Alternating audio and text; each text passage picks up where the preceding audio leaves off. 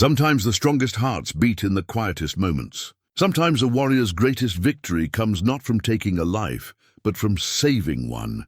Dagmar was a giant Viking, known for never backing down from a fight. When raiders attacked near the woods, he saw a dying maiden caught in the crossfire. He threw himself between her and the arrows.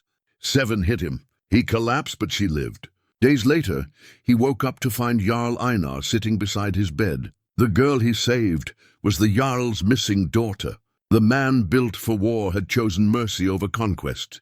But what happens when a kingdom's most feared warrior becomes its most unlikely hero? Before we jump back in, tell us where you're tuning in from, and if this story touches you, make sure you're subscribed, because tomorrow I've saved something extra special for you.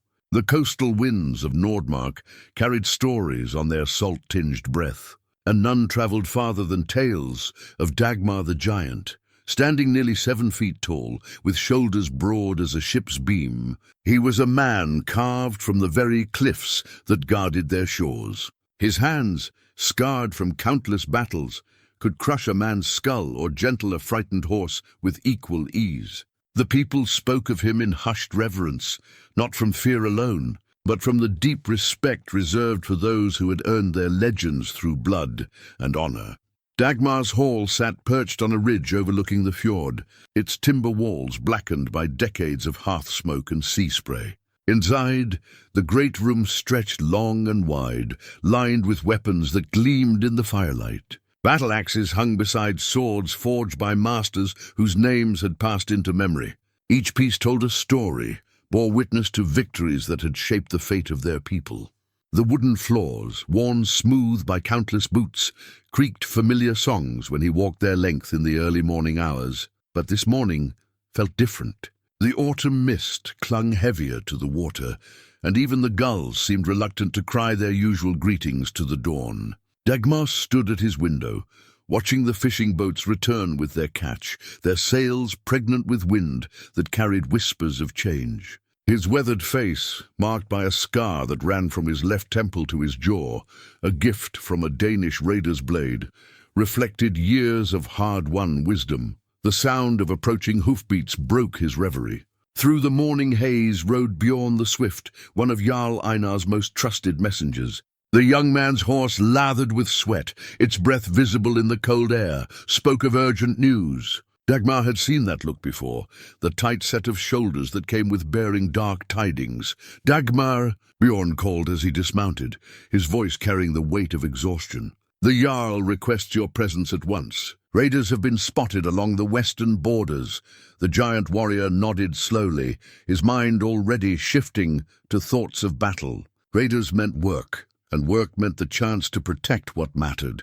He reached for his cloak, a heavy woolen thing dyed deep blue and trimmed with silver thread, a gift from his mother before she passed into the next world. The fabric held her memory in its weave, a comfort he carried into every fight. "How many?" Dagmar asked, his voice low and measured. "Perhaps 24, maybe more." They struck a trading post near Thornwood and vanished back into the forest. "But there's something else." Bjorn hesitated, glancing toward the horizon where smoke still rose in thin columns. "They took prisoners." The words hit Dagmar like a physical blow. Raiders who took prisoners weren't interested in quick strikes and easy wealth. They had darker purposes, plans that turned his stomach to consider. He had seen what such men did to the innocent, had found the aftermath of their cruelty carved into bodies and souls alike. "I'll ride within the hour," Dagmar said, already moving toward his weapon rack. His hand found the familiar weight of his war axe, its handle worn smooth by years of faithful service. The blade bore etchings of wolves and ravens, symbols of the old gods who watched over warriors in battle. Some called it frostbite for the way it gleamed like winter ice, but Dagmar had never been one for naming his tools. They were extensions of his will, nothing more. The journey to Jarl Einar's stronghold took him through countryside that had shaped his youth. Rolling hills dotted with stone cairns marked the resting places of ancestors, their spirits standing guard over the land they had died to protect. Ancient oak trees lined the path, their gnarled branches reaching skyward like the arms of supplicants seeking favor from the gods. Each landmark held memories. The stream where he had first learned to fish, the meadow where his father had taught him to track deer, the overlook where he had kissed his first love goodbye before she married another. Those days seemed distant now, separated by decades of warfare and loss. Dagmar had married once, to a woman named Astrid, whose laugh could chase away the darkest winter nights. But the sea had claimed her during a storm while he fought in distant lands, and he had returned to find only an empty house and neighbors who struggled to meet his eyes. Since then he had devoted himself to the sword, finding purpose in protection when peace had proved too painful to bear. Jarl Einar's hall rose from the landscape like a mountain of timber and stone, its dragon-headed roof pointing toward the clouded sky. Guards in mail shirts and iron helms flanked the great doors, their faces grim with the news that had summoned them all. Inside, the warmth hit Dagmar like a physical force. Dozens of bodies crowded around the central fire pit, their voices creating a low hum of conversation that spoke of serious business. The Jarl himself stood at the head of the hall, his silver hair catching the firelight as he studied a crude map spread across the high table. Einar was a man who commanded respect through presence rather than size. Shorter than Dagmar by a full head, but possessed of eyes that seemed to see straight through to a man's soul. Those eyes had guided their people through 2 decades of raids, famines, and political storms that would have broken lesser leaders. Dagmar, the Jarl called, his voice cutting through the crowd's murmur. "Your timing serves us well." The giant warrior made his way through the assembled men, noting faces both familiar and strange. Some he had fought beside in campaigns against the Danes. Others were younger warriors earning their first tastes of real battle. All bore the mark of serious purpose, the way men looked when death walked close enough to touch. "What news of the raiders?" Dagmar asked, taking his place beside the map. Einar's finger traced a path through the parchment forests. They struck hard and fast, then melted back into the western woods like morning mist. But they made one mistake. They left witnesses. A trading family managed to escape and brought word. The raiders spoke of prices and buyers, of taking their prizes to market across the sea, slavers. The word hung unspoken between them, but its weight pressed down on every man in the hall. These weren't simple pirates looking for silver and gold. They trafficked in human misery, stealing lives to sell in distant markets where Norse women and children brought premium prices for their exotic beauty and fierce spirits. "How many prisoners?" another voice asked. Old Eric, his beard white as snow and his sword arm still strong despite his 70 winters, stepped forward. He had daughters and granddaughters scattered across the territory, each one precious beyond measure. "7 that we know of," Einar replied. 3 women, 4 children. The youngest no more than 10 summers. A cold silence fell over the hall. Every man present understood what awaited those prisoners if they weren't recovered quickly. The slave markets of the south showed no mercy to the young or weak, and escape from such places was rarer than dragon's gold. "We ride today," Dagmar said, his voice carrying the certainty of stone. "Every hour we delay gives them more distance." "Agreed," Einar nodded. "But this hunt requires more than strength alone. The western woods are thick and treacherous, full of places where a small group can vanish, while a larger force stumbles blind. We'll need scouts and woodsmen, men who can read trail signs like priests read runes." The planning took shape with practiced efficiency. 40 warriors would ride out, enough to handle the raiders in open battle, but not so many as to be slowed by their own numbers. They would travel light, carrying only weapons, food, and the tools needed for quick strikes. Speed was their ally, time their enemy. As the sun reached its peak, the war party assembled in the courtyard. Horses stamped and snorted in the crisp air, their breath mingling with that of their riders to create small clouds that drifted on the breeze. Dagmar checked his gear one final time. Axe secured to his saddle, sword loose in its sheath, hunting knife sharp enough to split hairs. His horse, a sturdy grey mare named Stormwind, had carried him through more battles than he cared to count. She turned her head to nuzzle his shoulder, a gesture of trust that never failed to humble him. The ride began in determined silence, 40 sets of hooves striking the earth in rhythm that spoke of purpose. They followed the coastal path until the sun began its descent toward the western horizon, then turned inland toward the forests that had sheltered raiders and outlaws since time beyond memory. The trees closed around them like the walls of a great hall, their branches filtering the light into patterns that danced across the forest floor. By evening, they had reached the site of the raid. The trading post stood like a broken tooth against the darkening sky, its walls charred and roof partially collapsed. The smell of old smoke hung heavy in the air, mixed with something else that made Dagmar's jaw clench. Death had visited this place, leaving its calling card in stains that darkened the earth.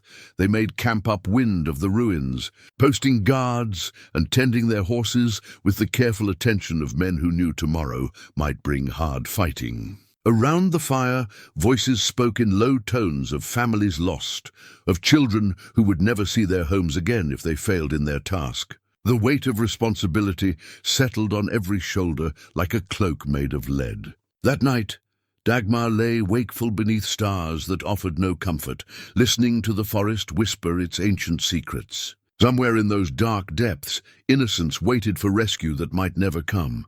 The thought burned in his chest like a coal from the fire, feeding a flame that had sustained him through 2 decades of warfare. He had sworn oaths to protect his people, had given his word to Jarl Einar and the gods themselves. Tomorrow would test those promises in ways that mere battle never could. Victory in combat was simple: kill your enemies faster than they could kill you. But rescue required precision, demanded success without compromise. There could be no acceptable losses when children's lives hung in the balance. As dawn approached, painting the eastern sky in shades of gold and crimson, Dagmar rose and began preparing for what might be his most important hunt. The forest track showed signs of passage, broken branches, disturbed earth, and the telltale marks of boots pushed too hard too fast. Dagmar knelt beside a clear footprint in the soft soil, his fingers tracing the edges as he read the story written in mud and leaves. The raiders had passed this way less than a day ago, moving with the confidence of men who believed themselves beyond pursuit. 12 horses, maybe 13, called out Torben the tracker.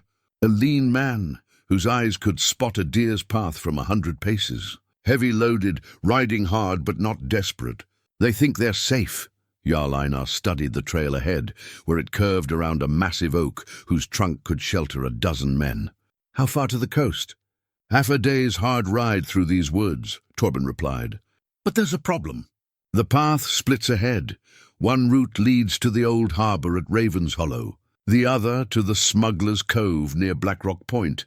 If we choose wrong, we lose them, Dagmar finished, rising from his examination of the tracks. The weight of decision pressed down on him like armor made of doubt. Choose correctly, and they might catch the raiders before they reached their ships. Choose wrong, and 7 innocent souls would disappear across the grey waters. Lost forever to the slave markets of distant lands, the war party had been following the trail since dawn, pushing their horses through undergrowth that seemed designed to slow pursuit. Ancient trees formed a canopy so thick that noon felt like twilight, and every shadow could hide an ambush. The men rode in tense silence, hands never straying far from weapon hilts, eyes scanning the forest for signs of trap or trick. A sound drifted through the trees, faint but unmistakable, a woman's cry cut short as if muffled by force. Every warrior in the party stiffened, heads turning toward the noise like hounds catching scent. It had come from ahead and to the right, off the main trail where the undergrowth grew thick and wild. Could be a trap, whispered young Olaf, his knuckles white around his spear shaft. Bait to draw us off the trail. Dagmar held up a hand for silence, straining his ears against the forest's whisper. There another sound, softer but no less desperate. Someone was in distress, and every instinct screamed at him to respond. But Olaf spoke truth. Raiders often use such tricks to split their pursuers, turning hunters into hunted with ruthless efficiency. The decision crystallized in his mind like ice forming on still water. He had not lived this long by ignoring his instincts, and those instincts told him that genuine suffering lay ahead. Whether trap or truth, he could not ride past without knowing. "Einar," he said quietly, "take half the men and continue on the main trail. If this is deception, you'll still have the raiders' track to follow." The Jarl's eyes narrowed. "And if it's not? Then someone needs our help more than they need our caution." Without waiting for argument, Dagmar spurred his horse toward the sound, 20 warriors following in his wake. They moved as quietly as armed men on horseback could manage, weapons drawn but held low to avoid catching on branches. The forest seemed to press closer with each step, as if the very trees conspired to muffle sound and obscure vision.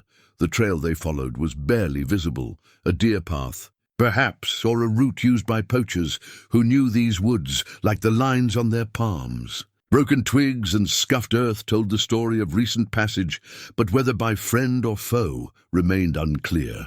Dagmar's horse picked her way carefully through the undergrowth. Ears pricked forward and nostrils flared as she tested the air for danger. They crested a low ridge and found themselves looking down into a natural clearing where sunlight broke through the canopy to illuminate a scene that froze the blood in their veins. 3 raiders stood in a rough circle around a young woman who knelt in the fallen leaves, her hands bound behind her back and her dark hair matted with blood. She wore the simple woolen dress of a trader's daughter, now torn and stained with the evidence of her ordeal. But it was not the raiders that held Dagmar's attention. It was the arrows. 7 of them nocked and drawn, all aimed at the kneeling woman from different angles. The archers had positioned themselves with cold calculation, creating a killing field that no shield could cover, no armor could turn. At this range, even a child could not miss. "Please," the woman's voice carried clearly in the still air. "I've told you everything I know. The caravan routes, the guard schedules, all of it." "Please don't." "Quiet," snarled the largest raider, a bear of a man whose scarred face spoke of countless battles. "Your usefulness is spent, girl. Time to join your family?" Family. The word hit Dagmar like a physical blow. This was no random captive. She was one of the prisoners they sought, separated from the others for reasons that made his stomach turn. The raiders had used her knowledge to plan future raids, extracting information through methods he preferred not to imagine. Now they meant to silence her forever. The giant warrior's mind raced through possibilities. 7 arrows from 7 archers, all trained on a single target at point-blank range. Even if his men charged immediately, at least half the shafts would find their mark before the raiders could be reached. The woman would die, and her death would be on his conscience forever, unless the thought formed and crystallized in the space between heartbeats. There was one way, one desperate gamble that might save her life at the cost of his own. It went against every tactical principle he had learned in 20 years of warfare, violated every rule of smart fighting he had ever followed. But sometimes smart fighting wasn't enough. Sometimes honor demanded the impossible. Dagmar spurred his horse forward, bursting from the tree line with a war cry that shattered the forest silence. The raiders spun toward him, momentarily startled by the sudden appearance of armed men where none should be. In that instant of confusion, he saw his chance and took it.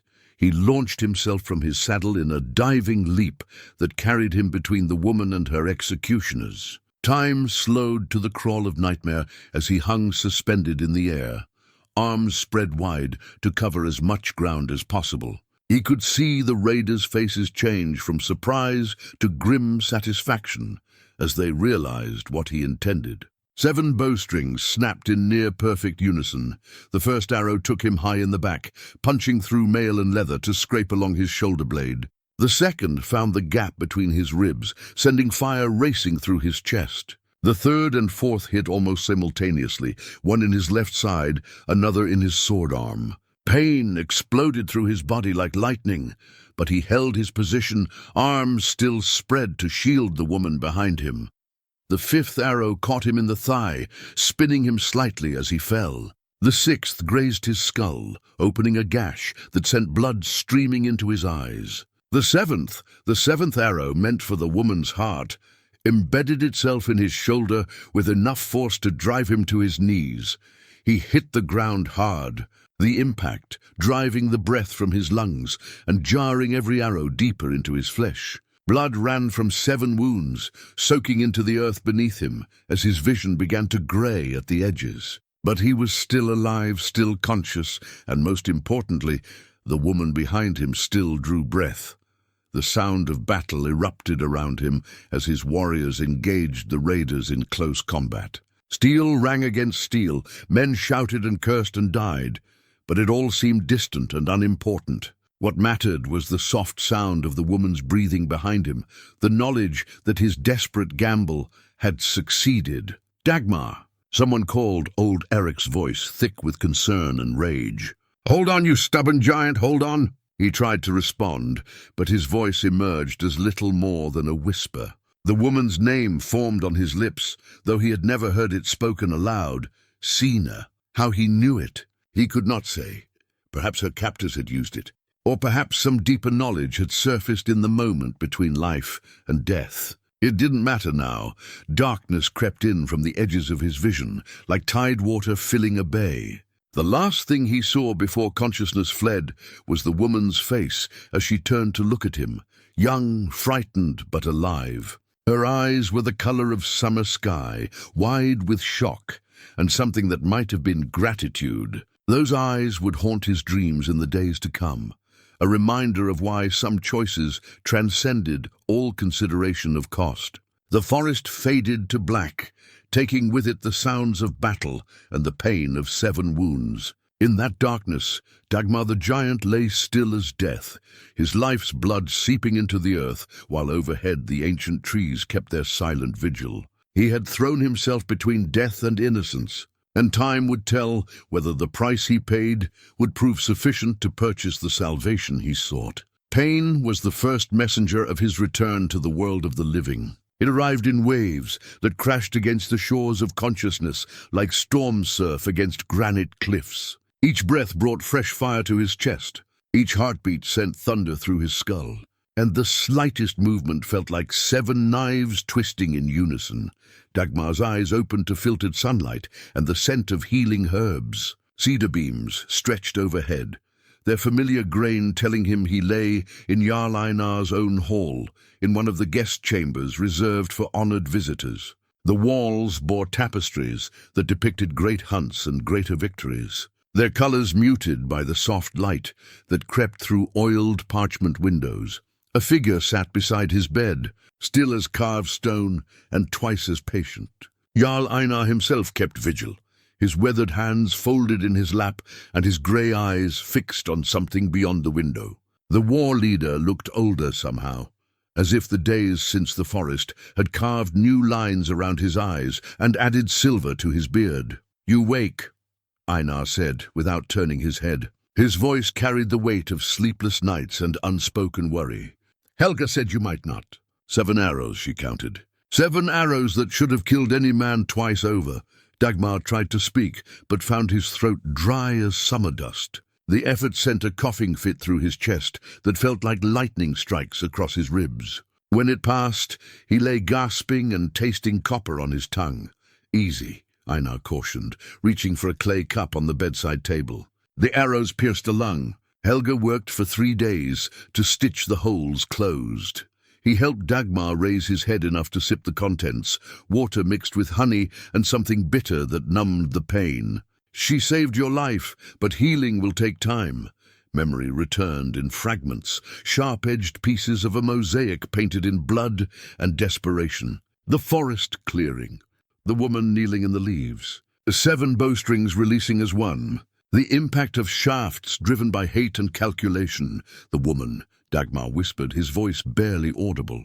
"Signa, is she alive?" The word carried more weight than a mountain, more value than all the gold in the northern kingdoms.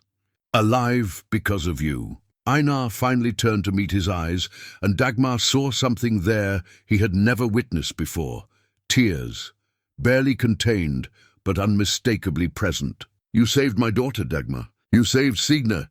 The revelation hit harder than any arrow.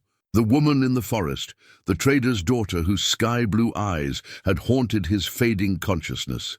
She was Einar's child, the Jarl's only offspring, lost to raiders months ago and presumed dead. No wonder the war leader wept. No wonder gratitude and grief warred in his weathered features. She was taken from a merchant caravan near the eastern borders, Einar continued, his voice carefully controlled. We searched for weeks, followed every rumor and chased every lead. When the trails went cold, he paused, gathering himself. A man prepares for many losses in this life. The death of friends, the failure of crops, the passing of seasons. But to lose a child and not know their fate, that is a torment the gods reserve for the truly damned.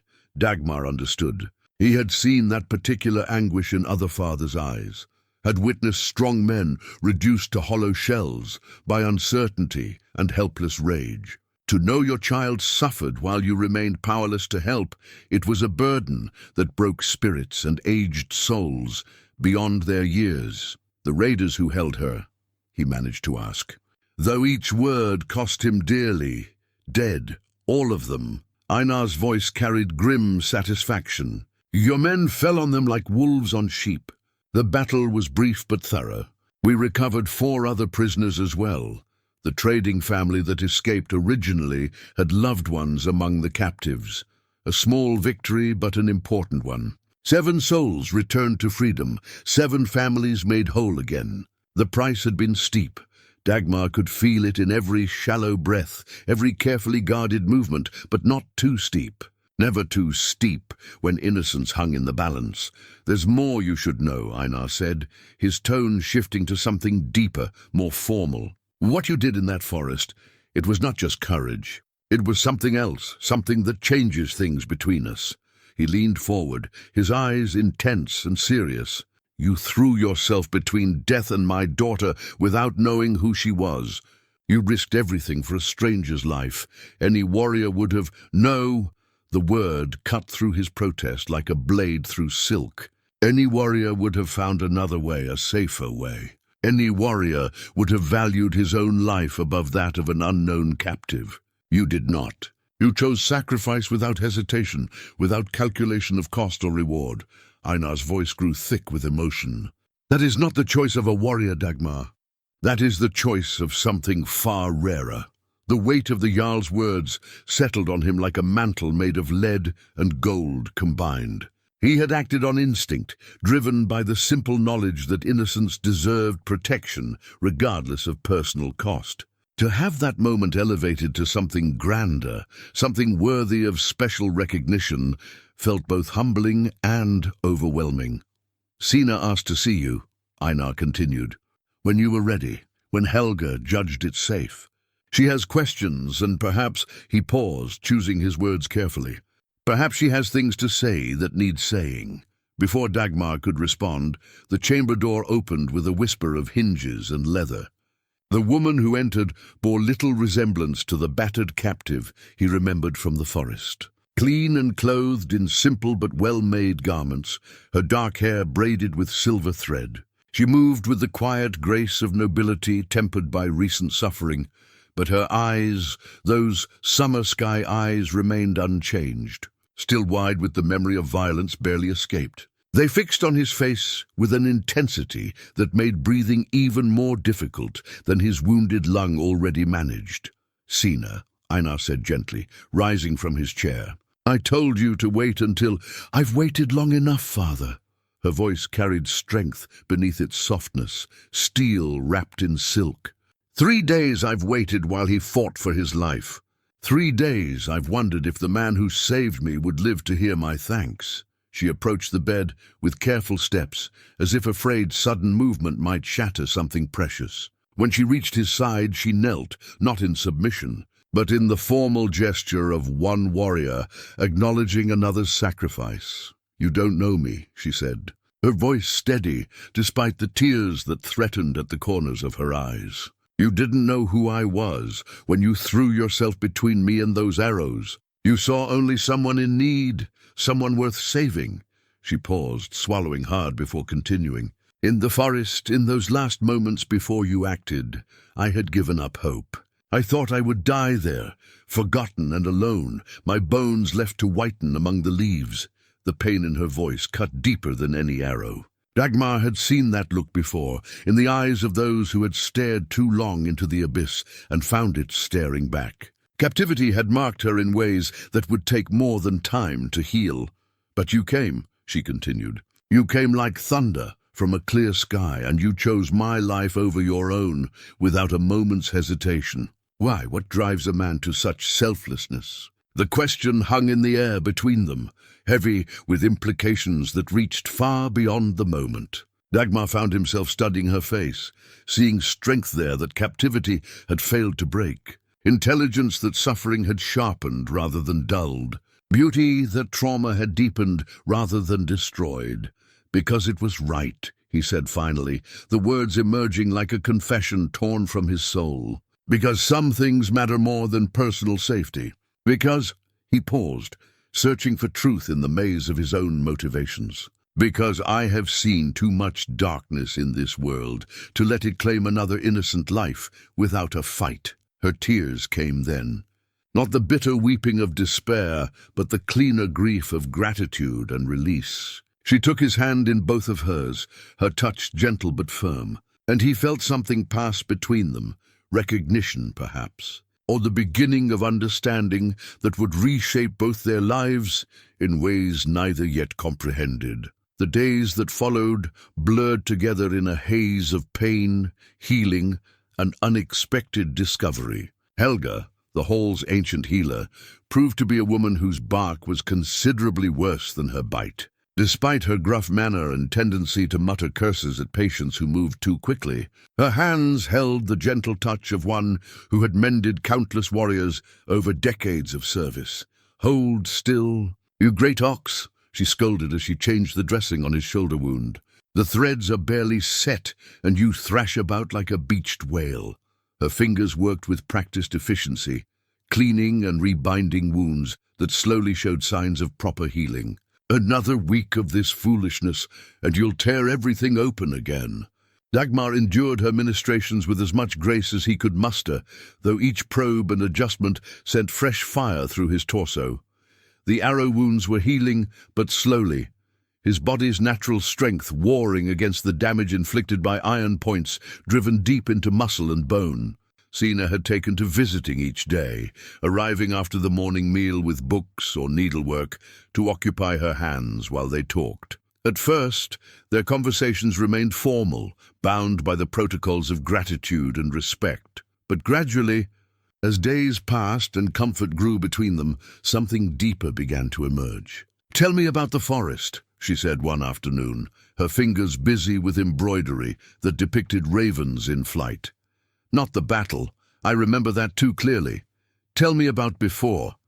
What brought you to that place at that moment?" Dagmar considered.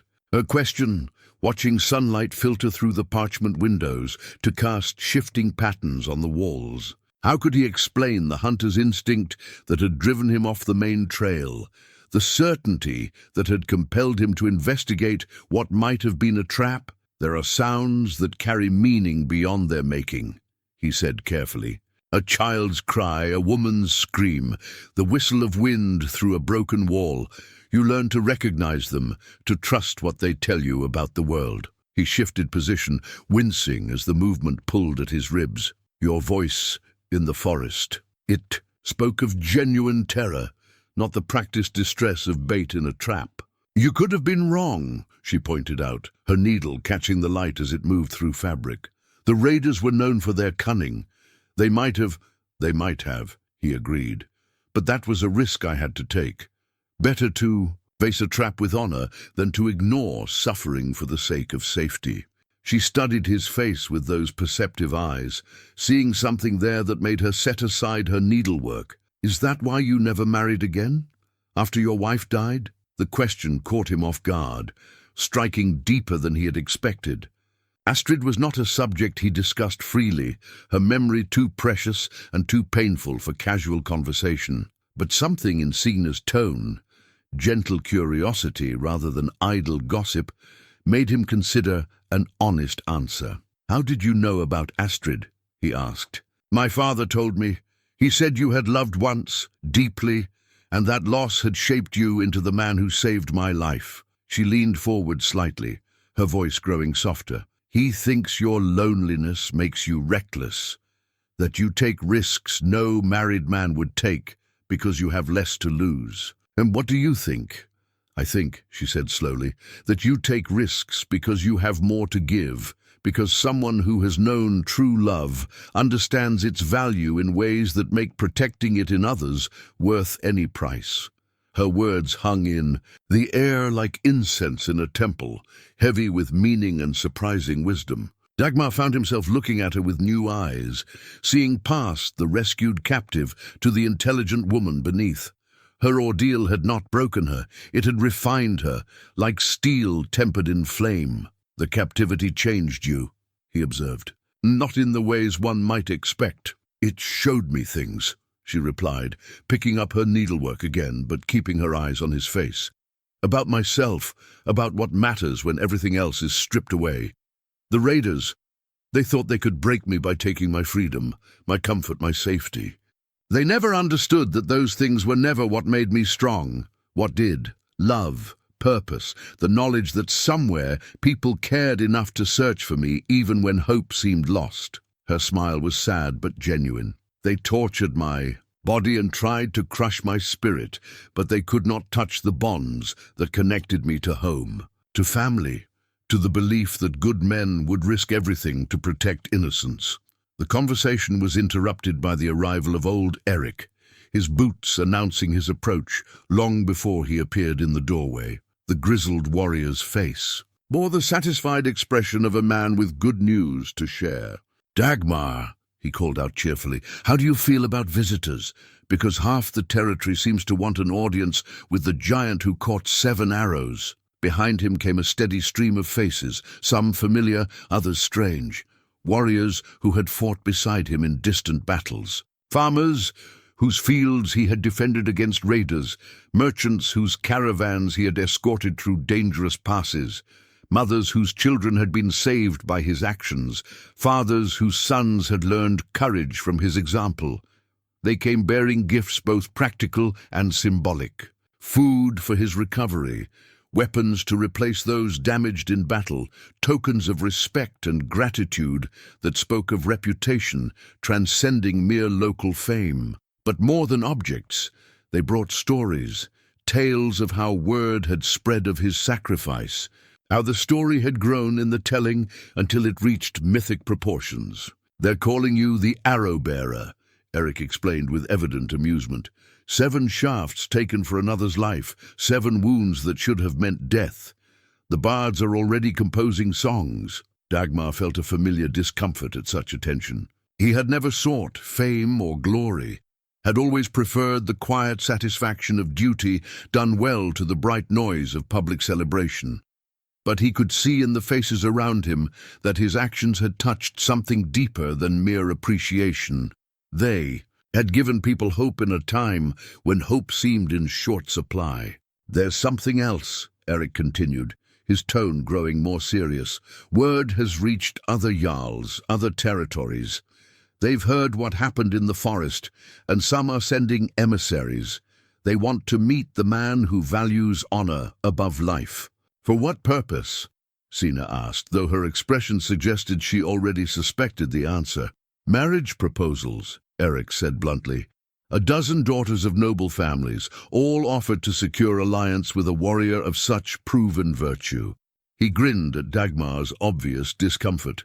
"Your heroism has made you quite the prize, my friend." The implications settled over the room like a heavy blanket. Political marriages were common enough among the noble families, alliances forged through shared blood and mutual benefit. But the idea of his sacrifice being used as currency in such negotiations felt wrong, a cheapening of something pure into something calculated. "I'm not interested," Dagmar said firmly. "Tell them thanks, but tell them yourself," Eric interrupted. "The first delegation arrives tomorrow. The delegation from the Eastern Territories arrived with all the pomp befitting their status. 20 riders in gleaming mail, their horses adorned with silver-worked bridles, and their banners snapping proudly in the morning breeze. At their head rode Jarl Magnus the Bold, a man whose reputation for shrewd dealing preceded him like storm clouds before thunder. Dagmar watched their approach from his chamber window, still too weak to stand for long periods, but growing stronger each day. Beside him, Sina observed the procession with the keen eye of one raised in political circles, noting details that spoke of wealth, power, and carefully calculated impressions. "Jarl Magnus brings his youngest daughter," she remarked, pointing to a young woman who rode near the front of the column. Thyra the Fair, they call her, 16 winters old, and said to be the most beautiful maiden in 3 territories. The girl in question was indeed striking, golden hair that caught sunlight like spun silk, features delicate as carved ivory, and a bearing that spoke of noble blood and careful upbringing. She rode with practiced grace, her sky-blue cloak arranged to best advantage, and her smile perfectly measured to charm, without seeming eager. "A political match," Dagmar observed quietly. "Her beauty is just one asset among many." "The most valuable asset," Sina corrected. "Magnus has been seeking alliance with our territory for years. Your heroism has given him the perfect opportunity. Who could refuse the marriage of such a proven warrior to such a prize?" There was something in her tone, a careful neutrality that didn't quite hide deeper currents. Dagmar found himself studying her profile as she watched the delegation, noting the tension in her jaw and the way her fingers gripped the window ledge. "You disapprove?" he asked. "I disapprove of treating people like game pieces on a board," she replied. "That girl down there, does anyone care what she wants? Does anyone ask if she desires marriage to a stranger, regardless of his heroic reputation?" Her words carried the weight of personal experience. Sina herself had been promised in marriage, twice before her capture, both arrangements made for political advantage, without regard for her preferences. The raider attack that took her captive had, in a twisted way, freed her from an unwanted betrothal to a Danish chieftain known for his cruelty to women. "And what of the heroic stranger?" Dagmar asked quietly. "Should anyone ask what he desires?" She turned to face him then, her eyes searching his face with an intensity that made breathing difficult for reasons that had nothing to do with his wounded lung. "What do you desire, Dagmar? If you could choose freely, without consideration of politics or advantage, what would you want?" The question hung between them like a bridge neither dared cross completely. In the days since her rescue, something had grown between them, deeper than gratitude, more complex than simple attraction.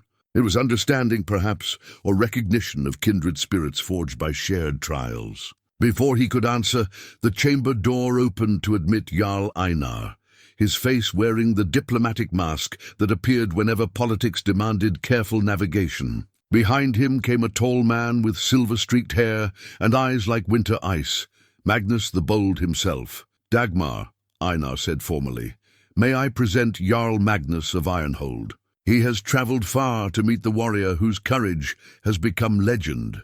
Magnus stepped forward, with the confidence of a man accustomed to having his presence reshape any room he entered. His gaze took in Dagmar's still bandaged form and Sina's proximity to the sickbed, cataloguing details with the practiced eye of a born negotiator.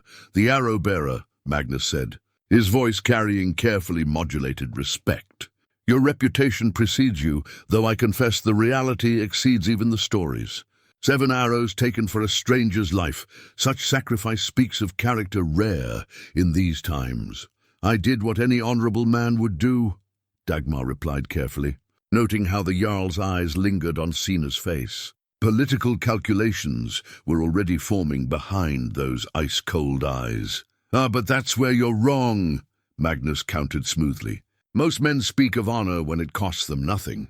Few are willing to pay such a price when the moment of truth arrives. Your actions prove you are exceptional among warriors." The flattery was skillfully delivered, but Dagmar had heard enough political speeches to recognize manipulation dressed in compliments. Magnus wanted something, and his next words revealed exactly what, which brings me to the purpose of my visit, the Jarl continued. I come bearing an offer of alliance that would benefit both our territories. My daughter Thyra is 16, of proven virtue and noble bearing. She would make a worthy wife for a hero, bringing with her dowry lands that would double your holdings, and alliance that would strengthen both our houses. Sina had gone very still beside the window, her face carefully neutral, but her hands clenched into fists. Einar watched the exchange with hooded eyes, his own calculations hidden behind diplomatic courtesy. Your offer honors me, Dagmar said slowly, but I am in no condition to consider marriage. My wounds are barely healed, my future uncertain. Precisely why timing matters, Magnus interrupted with practiced smoothness. A hero needs time to recover, to plan for the future. My proposal would give you that time while securing advantages that would serve you well in years to come. He gestured toward the window where his daughter could be seen below.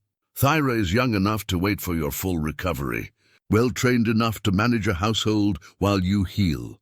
The casual way Magnus spoke of his daughter as if she were livestock being appraised for purchase made Dagmar's jaw clenched despite his diplomatic efforts. He could feel Sina's tension radiating like heat from a forge, though she maintained her composed facade. I would need time to consider, Dagmar said finally. Such decisions should not be made hastily. Of course, Magnus agreed, though his smile suggested he considered the matter already settled. Take all the time you need. Thyra and I will remain as guests for the next week, giving you opportunity to become acquainted. I'm confident you'll find her everything a man could desire in a wife. After Magnus departed to see to his daughter's accommodation, an uncomfortable silence settled over the chamber. Einar remained by the door, his expression unreadable, while Sina stared out the window with rigid concentration. Well, the Jarl said finally, that complicates things. How so? Dagmar asked, though he suspected he already knew the answer. Magnus is not a man who accepts refusal gracefully. If you reject his offer outright, he'll consider it an insult to his house. But if you accept, Einar glanced meaningfully at his daughter. Other complications arise. Sina turned from the window, her composure finally cracking to reveal the storm beneath. Don't speak in riddles, father. Say what you mean. I mean, Einar replied carefully, that your feelings for Dagmar are becoming obvious to anyone with eyes to see. And in a political environment where alliances hang on marriage contracts, obvious feelings can become dangerous weapons. The words hit like lightning in a clear sky, bringing into the open what all three had sensed but none had dared name. The growing connection between Sina and her rescuer had moved beyond gratitude into territory that threatened carefully laid political plans. What I feel, Sina said with quiet dignity, is my own concern. In normal circumstances, yes, her father agreed sadly. But these are not normal circumstances. You are my heir. Dagmar is now a political prize, and Magnus represents the kind of alliance that could secure our territory's future. He moved to the window, looking down at the delegation below. The question becomes, how do we navigate these waters without destroying everything we value in the process? The formal introduction to Thyra took place in Einar's great hall, where tapestries and firelight created an atmosphere of warmth that failed to penetrate the chill of political necessity. Dagmar, still favoring his wounded side, but determined to meet his obligations with dignity, took his place at the high table while Magnus presented his daughter with the ceremony due such an occasion. Thyra moved with practiced grace, her golden hair braided with silver threads that caught the firelight like captured stars. Her smile was perfectly calibrated, warm enough to seem genuine, reserved enough to maintain propriety. When she spoke, her voice carried the musical quality of careful training, each word shaped to please the ear and charm the listener. Lord Dagmar, she said, offering a curtsy that displayed both respect and an appealing glimpse of her figure. Father has told me much of your heroic deeds. To meet such a legendary warrior is an honor beyond my highest hopes. The words were flawless in their delivery, But Dagmar found himself listening for something beneath the polished surface, genuine personality, authentic emotion, any sign of the woman behind the political asset. He found little to encourage him. "The honor is mine, Lady Thyra," he replied with courteous formality. "Your father speaks highly of your virtues and accomplishments.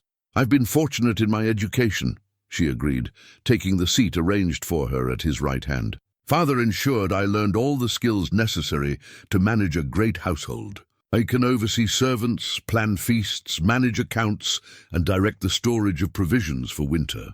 I speak 3 languages and can read both runes and Latin scripts." It was an impressive list, delivered with the confidence of someone reciting well-rehearsed credentials. Every skill mentioned was practical, valuable to a lord's wife in the administration of his holdings. Yet something in the recitation reminded Dagmar of a merchant listing the qualities of prize livestock. Across the hall, Sina sat with other members of the household, her face a mask of polite attention that didn't quite conceal the tension in her posture. She wore a simple dress of forest green that complemented her dark hair, and though her garments were less costly than Thyra's elaborate silks, she carried herself with a natural dignity that needed no ornament. "Tell me of your interests," Dagmar said to Thyra, seeking some glimpse of the person beneath the perfect presentation. "What brings you joy when duty permits leisure?" For the first time, uncertainty flickered across her features, a brief crack in the polished facade that revealed someone unused to personal questions. I find pleasure in needlework and music. I've been told my singing voice is quite pleasant. And what do you sing of?" He pressed gently. "Love songs, tales of heroes, laments for the fallen." Again that momentary hesitation, as if she had never considered such distinctions important. "Whatever is appropriate to the occasion, my lord. Happy songs for celebrations, sad songs for mourning. A lady must be prepared to set the proper tone." Even her leisure activities had been reduced to political functions, her natural preferences subsumed beneath the requirements of her role. Dagmar found himself wondering if Thyra had ever been allowed to develop genuine preferences, or if her entire existence had been shaped by the expectations of others. The conversation continued through the evening meal, covering safe topics that revealed little of substance about either participant. Thyra proved well-informed about trade routes and clan alliances, knowledgeable about agricultural matters and seasonal celebrations. She was, in every measurable way, an ideal candidate for marriage to a prominent warrior. And yet, as the hours passed, Dagmar found his attention drifting repeatedly to Sina, where Thyra's responses were predictable. Sina's reactions to the ongoing performance were complex and revealing. He saw compassion in her eyes when Thyra struggled with personal questions, anger when Magnus interrupted his daughter to correct or elaborate on her answers, and something deeper, perhaps sadness, when the girl's careful training was most apparent. "You seem distracted." "My lord," Thyra observed during a lull in conversation, "have I said something to displease you?" The question carried genuine concern beneath its formal phrasing, the first authentic emotion he had detected from her all evening. It reminded him that she was barely more than a child, thrust into adult negotiations with stakes she might not fully comprehend. "Not at all," he assured her gently. "I was merely thinking how fortunate your future husband will be to have such an accomplished wife." The words were meant as kindness, but they seemed to strike her with unexpected force. For a moment, her composure cracked completely, revealing something vulnerable and frightened beneath the political polish. "Do you think—" she began, then stopped herself with visible effort. "That is, I hope whoever father chooses for me will be patient with my shortcomings." The phrase struck Dagmar like a physical blow. "Whoever father chooses? Not whoever I marry or when I fall in love, but the passive acceptance of someone else's decision about her life's most intimate bond." It was a reminder that Thyra, for all her advantages, was as much a prisoner of political necessity as Sina had been a prisoner of raiders. "Any man worthy of you would consider himself blessed," he said quietly, meaning it in ways that had nothing to do with political advantage. Later, after the formal presentations had concluded and guests had withdrawn to their chambers, Dagmar found himself walking slowly through the hall's quieter passages. His wounds still troubled him, but movement helped prevent the stiffness that came with too much bed rest. He was contemplating the garden when soft footsteps announced another's presence. Signa appeared from the shadows like a spirit materializing from mist. She had changed from her formal dress into simpler garments that allowed easier movement, and her hair hung loose around her shoulders in a way that made her look younger, more vulnerable. "You were kind to her," she said without preamble. "Thyra, you could have been cold, dismissive. Instead, you treated her with courtesy she may never have received from a man before." "She's hardly more than a child," Dagmar replied. "Whatever my feelings about the situation, she deserves basic human decency. Most men in your position wouldn't see it that way. They would see only the political advantages or disadvantages, the wealth and alliance she represents." Signa moved closer, her eyes reflecting starlight from the windows. "But you saw her fear, her uncertainty. You recognized her humanity." They walked in comfortable silence for a time, their footsteps echoing softly off stone walls, lined with the weapons and trophies of generations. The familiar surroundings seemed different in moonlight, more intimate, charged with possibilities that daylight rationality tried to suppress. "What will you do?" Signa asked finally. "About Magnus's proposal?" "I don't know," Dagmar admitted. "Refusing would be interpreted as insult, possibly provoke conflict between our territories. Accepting," he paused, struggling with words that carried more weight than he was prepared to acknowledge. "Accepting would solve political problems while creating others." What kind of others? The question hung between them like a bridge neither quite dared cross. They had reached the garden entrance, where moonlight painted silver patterns on the herb beds, and the scent of late-blooming flowers sweetened the night. Air, the kind that make a man question everything he thought he understood about duty and desire, Dagmar said finally. The kind that make him wonder if there might be other paths, other possibilities he hadn't dared consider. Signa turned to face him fully, her eyes bright with unshed tears and something that might have been hope. "And if there were such paths? If other possibilities existed?" Before he could answer, the sound of approaching voices echoed from the hall behind them. Magnus and Einar discussing alliance terms in low, urgent tones. Reality intruded like cold water, reminding them both that some conversations were too dangerous for the walls that surrounded them. "We should return," Signa whispered, though she made no move to leave. "Before we're missed." "Yes," Dagmar agreed, also making no move toward the hall. "We should." But they remained in the garden for several heartbeats longer. Two people balanced on the edge of words that could change everything, afraid to speak them, and equally afraid to remain silent forever. The revelation came 3 days later, delivered by a messenger whose mud-splattered cloak and exhausted horse spoke of desperate urgency. Dagmar was in the armory, testing his strength against practice weapons under old Eric's watchful eye, when the commotion erupted in the courtyard beyond. "Jarl Einar," the messenger called, his voice carrying the strain of hard riding and harder news. "I bear word from the northern settlements. Raiders again, but not what we expected."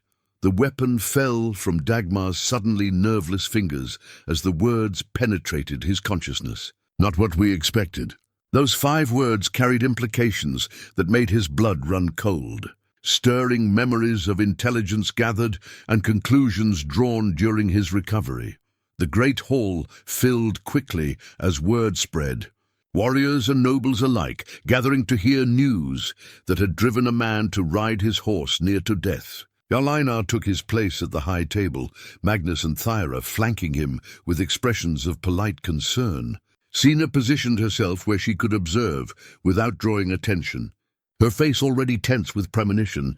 The messenger, a young man named Olaf, whose family held lands near the disputed border regions, struggled to catch his breath before beginning his report. What he revealed shattered every assumption they had built about recent events. "The raids weren't random," he began, his voice carrying throughout the suddenly silent hall. "They were coordinated, planned. The slavers who took Lady Sina, they were scouts gathering information for something much larger. Murmurs rippled through the assembled crowd, but Einar raised a hand for silence. "Explain. We captured one of their number, wounded and left behind when his band retreated. Before he died, he talked. The slave raids were cover for a mapping expedition. They wanted to know our defenses, our trade routes, the locations of our strongest holdings." Olaf's face went pale as he delivered the next revelation. "They were working for someone here. Someone inside our own territory." The words hit the hall like thunder, followed by a silence so complete that the crackling of the fire sounded like breaking bones. Betrayal from within was every leader's nightmare, the corruption that could destroy a realm faster than any external enemy. "Who?" Einar's voice carried the weight of absolute authority and barely controlled rage. "Name the traitor."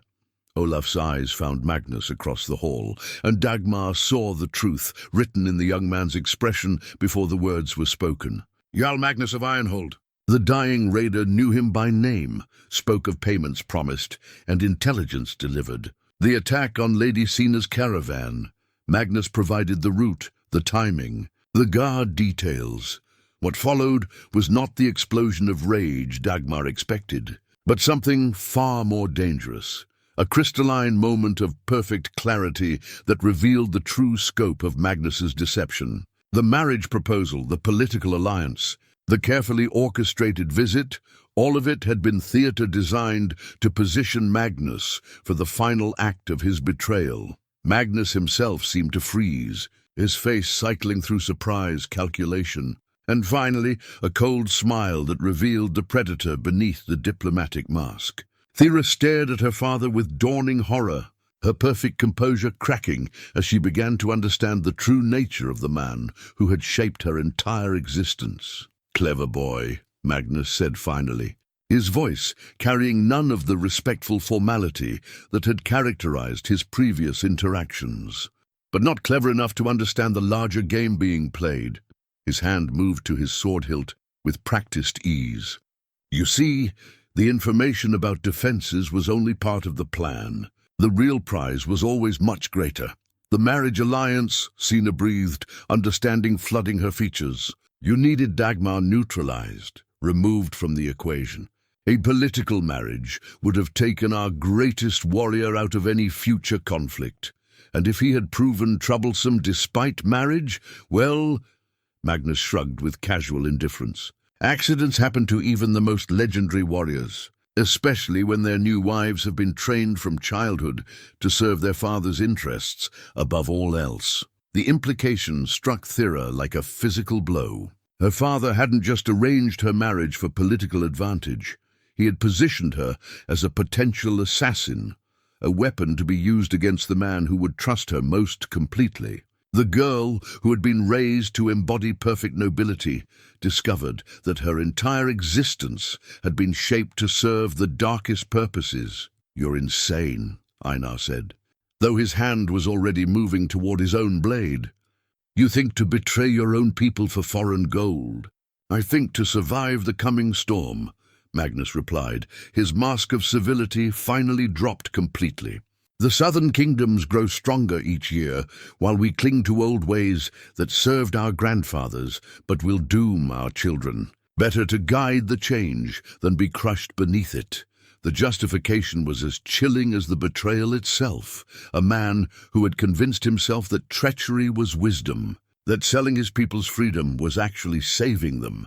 Dagmar had seen such reasoning before, in the eyes of those who chose collaboration over resistance when faced with overwhelming odds. But what followed next defied all expectation. Instead of drawing steel or calling for guards, Magnus did something far more dangerous. He smiled with genuine warmth and raised his hands in apparent surrender. "However," he continued conversationally, "this conversation has become somewhat academic. You see, my daughter carries more than just political value in her baggage." Thyra's face went white as understanding struck her. "Father, no.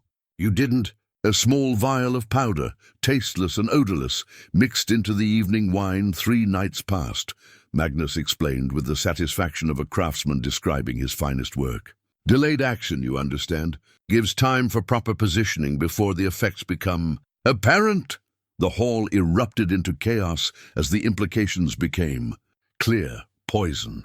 Magnus had poisoned the leadership of the territory during their very first formal dinner, using his daughter's presence as cover for the delivery. Every person who had shared wine that night, Einar, Dagmar, Signa, the senior warriors and advisors, had been marked for death by a toxin designed to kill slowly, quietly, in ways that would appear natural.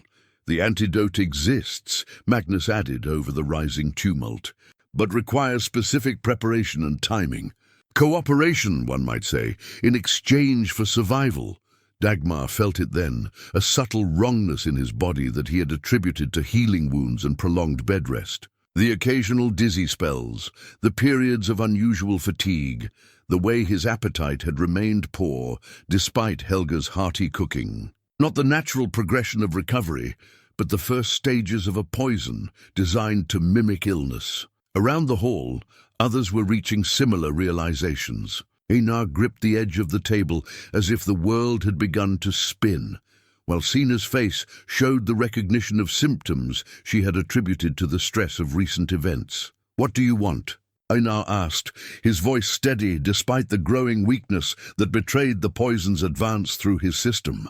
"Unconditional surrender," Magnus replied simply. "Your territory incorporated into mine, your warriors sworn to my service, your resources redirected to support the new order that comes whether we resist or embrace it." His eyes found Dagmar across the hall, and the execution of certain individuals whose heroic reputations might inspire future resistance. The trap was perfect in its conception. Use political marriage to neutralize their greatest warrior, poison to eliminate their leadership, and treachery to deliver their territory to foreign masters. Only chance and a dying raider's confession had revealed the plot before it reached completion. But Magnus had made one crucial error in his calculations. He had underestimated the bond that had formed between Dagmar and Signa, the way love could transform even poisoned weakness into strength sufficient for one final act of defiance. "I have a counter-proposal," Dagmar said, his voice carrying clearly despite the poison's growing grip on his system. He reached for frostbite, his war axe, feeling its familiar weight settle into his palm like an old friend's embrace. "Single combat. You and me. Winner takes all," Magnus laughed, but there was uncertainty beneath the sound. "You're dying, you fool. The poison makes this our last chance to settle things with honor rather than treachery," Dagmar finished. "Unless, of course, you prefer to explain to your foreign masters why you needed poison to defeat a wounded giant." The challenge hung in the air like a blade balanced on its edge, carrying with it the weight of more than personal conflict. It was a moment that would define not just their immediate fate, but the story that would be told of this day for generations to come. And in that moment, Dagmar knew with absolute certainty that whatever the cost, some things were worth any price to defend. Magnus accepted the challenge with the confidence of a man who believed victory was already assured. The poison coursing through Dagmar's veins would weaken him with each passing moment, while Magnus himself remained untouched by the toxin he had so carefully administered. It was less a duel than an execution, delayed only by the pretense of honor that demanded formal combat. But Thyra's reaction shattered her father's composure like a stone through ice. "I won't let you do this," she said, her voice carrying a strength that had been hidden beneath years of careful training. "You've used me as a weapon against innocent people, poisoned guests under our own roof, betrayed everything I was taught to honor." Her hands shook as she reached into her traveling pack, withdrawing a small crystal vial filled with pale liquid. "The antidote. I've carried it since we arrived, not knowing what it was for until this moment." Magnus's face contorted with rage as he realized his daughter's defection. "You ungrateful child. Everything I've done, every plan I've made, has been for your future, for our family's survival in the new order." "You've done it for yourself," she replied with devastating clarity. to feel important to masters who will discard you the moment your usefulness ends. You've sold your soul and tried to sell mine with it. The vial seemed to glow in the firelight as Thyra held it up, a symbol of redemption offered in the face of ultimate betrayal. But Magnus moved faster than anyone expected, his hand striking out to knock the antidote from his daughter's grasp. The crystal shattered against the stone floor, its precious contents spreading in a puddle that reflected the flames like spilled starlight. "If they die honorably," Magnus snarled. "Better that than living as slaves to foreign masters who will never accept their worth." The destruction of the antidote sent a ripple of despair through the assembled warriors. But Dagmar felt something different, a cold clarity that cut through both poison and fear. The stakes were now absolute, victory in combat or death for everyone he had sworn to protect. There could be no retreat, no negotiation, no mercy shown or expected. "Clear the hall," he commanded, his voice carrying authority that made even dying men move to obey. "This ends between Magnus and me." As furniture was pushed aside and a fighting circle formed, Sina approached him with eyes that held too much pain for someone so young. The poison was visible in her face now, pale skin, labored breathing. The tremor in her hands that spoke of a system under siege. "You don't have to do this," she whispered, though they both knew it was a lie. "We could find another way." "No other way ends with you alive," he replied simply. "And that's not acceptable." She reached up to touch his face, her fingers cold but steady against his cheek. "Then live, Dagmar. Whatever it costs, whatever it takes, live.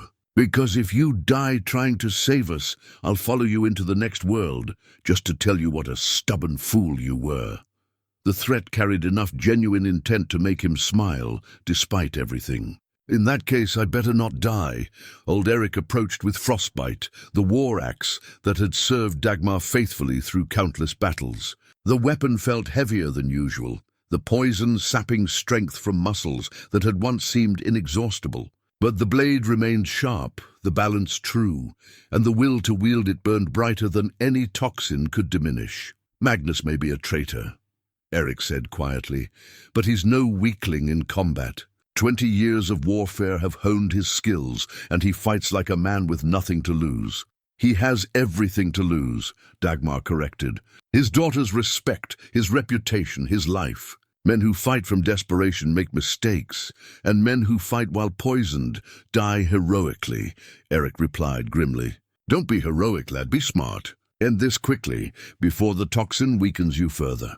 Across the makeshift arena, Magnus stripped off his formal robes to reveal the mail shirt he had worn beneath, insurance against treachery from the very people he had betrayed. His sword, a masterwork blade with gold inlay along its fuller, caught the firelight as he tested its balance with expert familiarity. "Ready to die for your precious honor?" Magnus called out, his voice carrying the false cheer of a man enjoying his enemy's suffering. "I promise to make it quick, a mercy you won't extend to my daughter when this is over." "Your daughter will receive the protection due any innocent," Dagmar replied, settling into the fighting stance that had served him well in 100 battles. "Something you never provided her." The first clash came without warning or ceremony. Magnus attacked with the fury of desperation, his blade weaving patterns of death that would have overwhelmed a lesser warrior.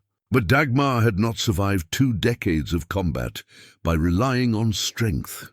Alone, he possessed the kind of tactical intelligence that turned every battle into a chess. Match played with steel and blood, he gave ground slowly, conserving energy while forcing Magnus to expend his own in aggressive attacks that revealed more than they accomplished. The traitor was skilled, but his technique showed the flaws of a man who had grown too comfortable with political maneuvering, too distant from the honest work of blade against blade. The poison made itself known in subtle ways, a half-step that should have been a full stride, a parry that arrived a heartbeat later than intended, the gradual shortening of breath that spoke of a system under siege. But pain was an old companion, and weakness could be overcome by will when the stakes demanded it.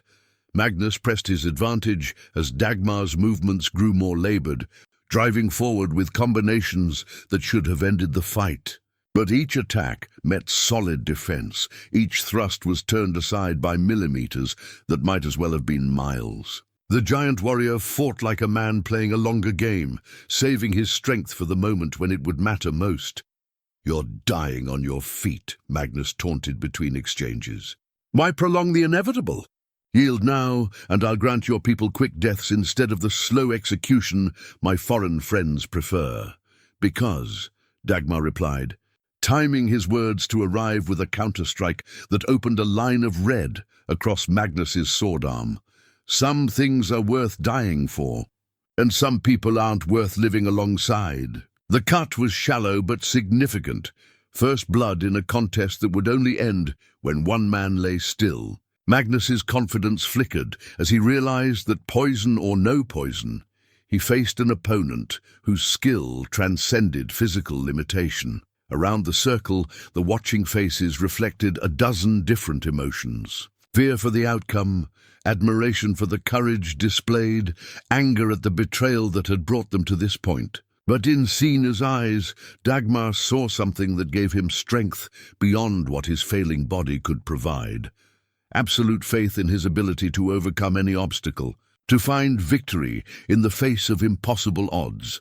The combat intensified as both men realized that time favored neither of them. Magnus needed to end things before his own aging body tired, while Dagmar fought against the advancing stages of a poison designed to kill quietly but inexorably. It became a race between skill and stamina, between honor and treachery, between the man who had chosen love over ambition and the one who had sacrificed everything for the illusion of power. And in that crucible of steel and determination, surrounded by the people whose lives hung in the balance, Dagmar began to understand that victory would require more than skill or strength or even courage. It would demand a kind of sacrifice that transformed a man from warrior into legend, from defender into something mythic and enduring. The realization should have terrified him. Instead, it brought a peace, deeper than any he had known since Astrid's death, the serenity of a man who had finally found a cause worthy of everything. He had to give. The moment of truth arrived with devastating precision. Magnus, sensing his advantage, launched into attacks that would have felled any ordinary opponent. His blade carved death marks through the air, each stroke calculated for decisive brutality. But Dagmar had spent 20 years learning to read such intentions, to see patterns that preceded killing blows. He moved with precision that transformed weakness into strength, using Magnus's aggression against him. Where the traitor expected solid resistance, he met empty air as Dagmar flowed aside like water around stone. Where he anticipated retreat, he found instead a war axe that traced silver arcs through firelight. The poison was winning its war against his body. Each breath came harder. Each movement required more conscious effort. But his mind remained crystal clear, honed to perfect focus by knowledge that failure meant death for everyone he held dear. Magnus's sword work was masterful, but it carried the signature of a man who had grown comfortable with political solutions to physical problems. His technique was flawless in training halls, but lacked the brutal adaptability that came from fighting desperate enemies. Dagmar let his guard drop for a crucial instant, allowing Magnus's blade to slide past his defenses and open a shallow cut along his ribs. The traitor's eyes lit with triumph as he pressed forward to finish what he had started, his sword driving toward Dagmar's heart with killing force. But the opening had been deliberate, the wound a calculated price for position. As Magnus committed to his killing thrust, Dagmar stepped inside the arc of his blade, bringing frostbite around in a devastating horizontal sweep that caught the traitor at the junction of neck and shoulder. The impact drove Magnus to his knees, his sword clattering away across stone as his right arm lost all function. Blood ran freely from the wound, but not the arterial spray that would have meant instant death. Dagmar had controlled the blow with perfect precision, delivering a crippling injury rather than immediately fatal one. Yield. Dagmar commanded, his voice carrying absolute authority. "Your cause is lost, your allies exposed, your power broken." Magnus looked up with eyes that held no acceptance of defeat, only cold calculation seeking one final opportunity for treachery. His left hand crept toward the long knife at his belt, desperation choosing murder over mercy. "I yield to no one," Magnus snarled, his hand closing on the knife's hilt. "Least of all, to a fool who throws away his life for weaklings." The blade flashed upward in a thrust, aimed at Dagmar's thigh, seeking the great artery that would ensure both men died together. It was the final act of a man who chose destruction over defeat, but Sina's cry of warning gave Dagmar the split-second advantage he needed. Frostbite descended with all the force of gravity and desperation combined, cleaving through bone and sinew to end Magnus's treachery forever. Silence fell over the hall like snow on a battlefield, broken only by fire's crackle and labored breathing of those fighting the poison's advance. Dagmar stood over his fallen enemy, swaying as the toxin claimed more strength, but alive and victorious. Around the circle, faces reflected a mixture of relief and concern. The immediate threat was ended, but the poison remained, its grip tightening with each passing moment. Without the antidote, victory would prove meaningless. A brief triumph followed by the slower death Magnus had planned from the beginning. "Is there no other source?" old Eric asked, his voice rough with symptoms that marked them all for death. "No healer who might know the antidote's composition." Thyra shook her head, tears streaming down her face as she knelt beside her father's body. He was too careful, too paranoid to trust such knowledge to anyone else. The formula died with him. It was Helga who provided the answer, though it came at a price that made every listener's blood run cold. The ancient healer had been examining the remains of the shattered vial, her experienced fingers testing the liquid that pooled in the stone's cracks.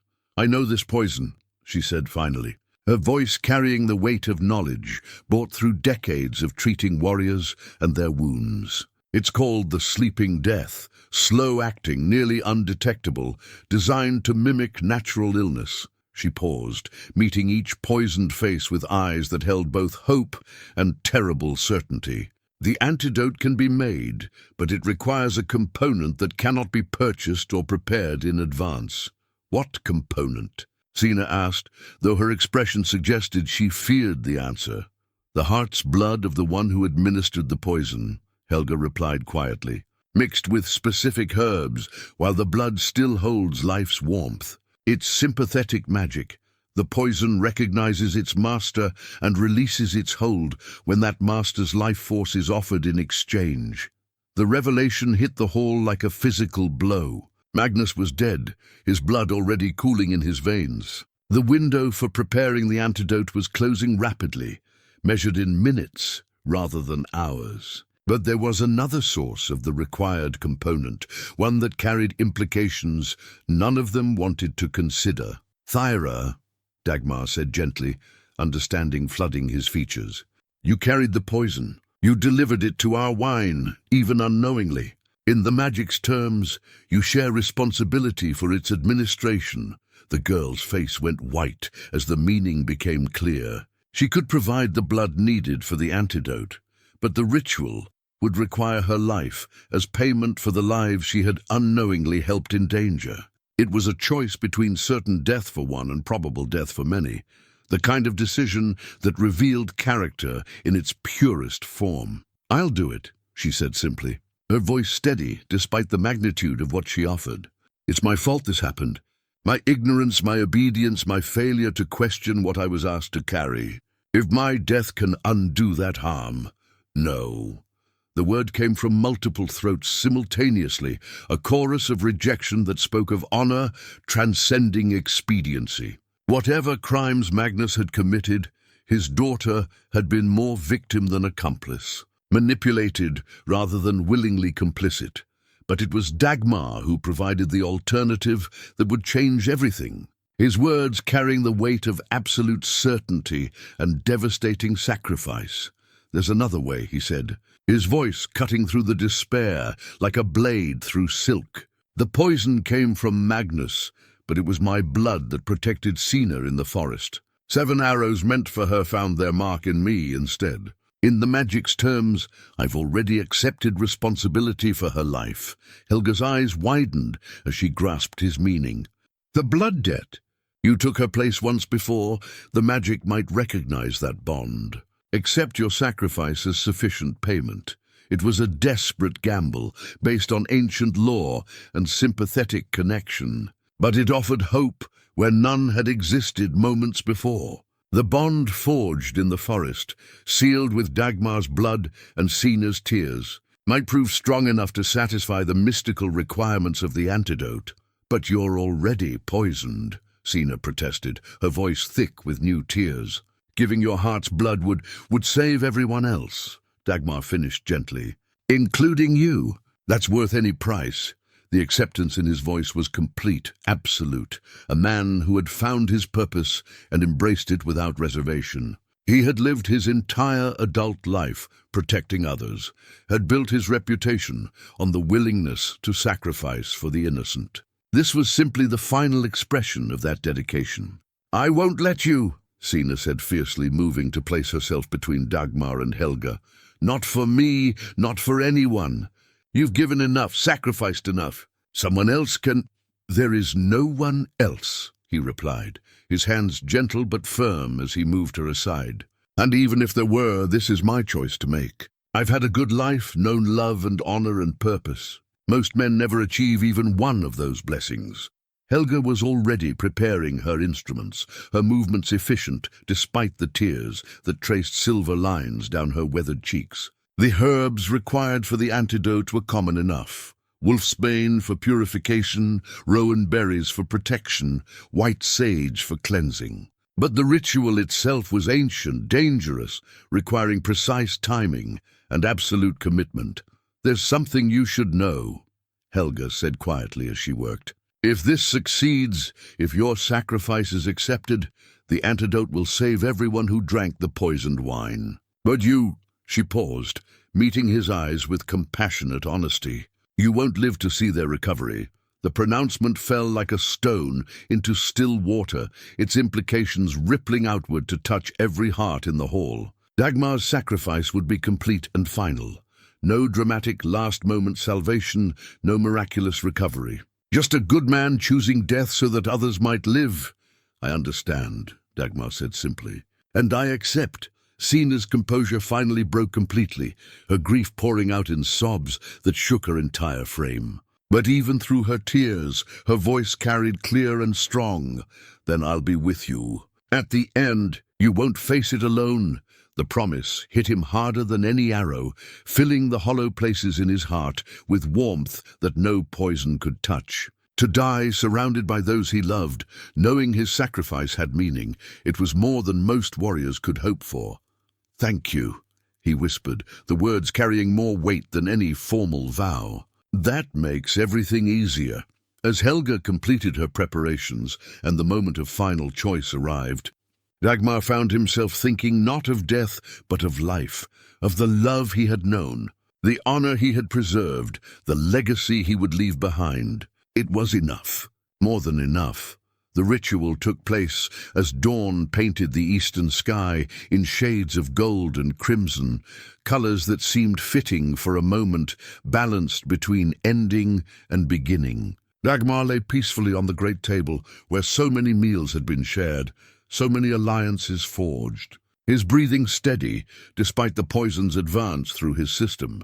Sina held his hand with gentle firmness, her thumb tracing patterns across his knuckles that spoke of comfort offered and received.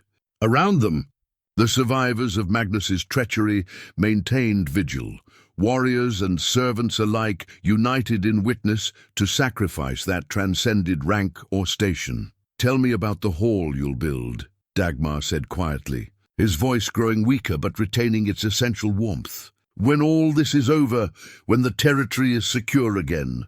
"Large enough for everyone," Sina replied, though tears made her voice unsteady.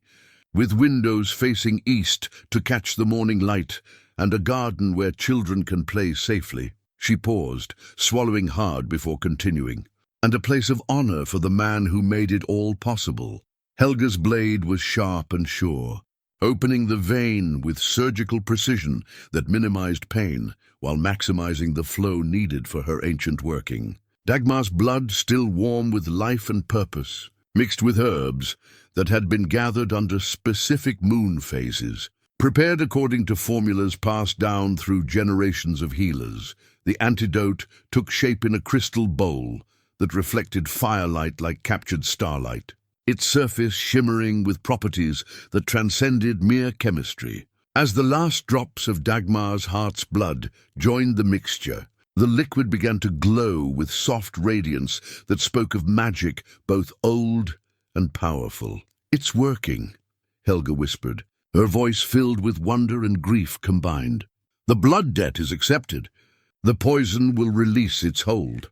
Already the symptoms were beginning to ease in those who had been poisoned. Color returned to pale cheeks, breathing became less labored, the tremor in their hands steadied to normalcy. Life was flowing back into bodies that had been marked for death, purchased with the willing sacrifice of one who had chosen love over self-preservation. But for Dagmar, the opposite transformation was taking place. Each drop of blood given to the antidote weakened him further. Each breath came with greater effort. The poison in his system, no longer held in check by the same magical forces that governed the cure, accelerated its work with merciless efficiency. "The stories they'll tell," old Eric said softly, his gruff voice gentle with respect and sorrow, "of the giant who caught 7 arrows, who faced down traitors, who gave his life so others might live. Bards will sing of this day for 1,000 years. Let them sing of honor," Dagmar replied, his eyes never leaving Sina's face. "Of choosing what's right over what's easy. Of love that transcends fear." His hand tightened slightly in hers, a gesture that carried more meaning than volumes of poetry. "Let them remember that some things are worth any price." Thyra approached with hesitant steps, her young face marked by guilt and gratitude in equal measure. "I don't know how to thank you," she began, but Dagmar shook his head with gentle finality. "Live well," he said simply. "Make choices your own heart approves, not those others demand of you. Honor the freedom that costs so much to preserve." As his strength ebbed like tide leaving shore, Dagmar found himself thinking of Astrid, of the reunion that awaited him beyond the veil of death. But more than that, he thought of the life he was leaving behind, protected, secure, filled with people who would remember his sacrifice and carry forward the values he had died to defend. "Will you remember me?"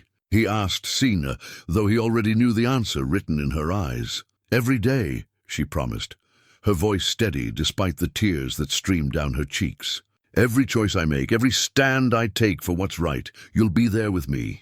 The hall grew quiet as his breathing slowed, each exhalation carrying him further from the world of the living toward whatever lay beyond. But in that growing darkness, Dagmar found not fear but peace, the deep satisfaction of a life lived with purpose, ended in service to something greater than himself. As dawn broke fully over the land he had died to protect, those who remained began the work of building the future his sacrifice had made possible. They would face challenges, overcome obstacles, create new stories of courage and love, but they would do so in freedom, their paths illuminated by the example of a man who had transformed 7 arrows into eternal legend. Sometimes the strongest hearts beat in the quietest moments. Sometimes a warrior's greatest victory comes not from taking a life, but from giving one. And sometimes love proves strong enough to triumph over death itself, living on in the hearts and choices of those who remember what honor truly means. The giant who had caught 7 arrows was gone, but his legacy would endure as long as people told stories of heroes who chose mercy over conquest, sacrifice over safety, and love over everything else the world might offer. In the end, that was enough, more than enough.